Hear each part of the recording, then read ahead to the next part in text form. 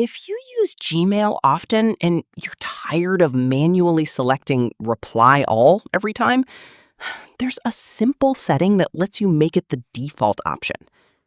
Normally, Gmail shows both reply and reply all buttons, but you can change this behavior in settings. First, open Gmail in your browser. You'll see options like reply, reply all, and forward.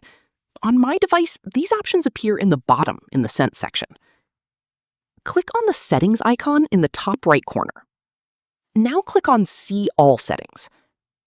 Inside the General tab, scroll down until you find the option called Default Reply Behavior. Here, simply select Reply All. Once you do that, scroll down and click Save Changes. Now, go back to your emails and you'll notice that Reply All is set as the default option instead of normal reply.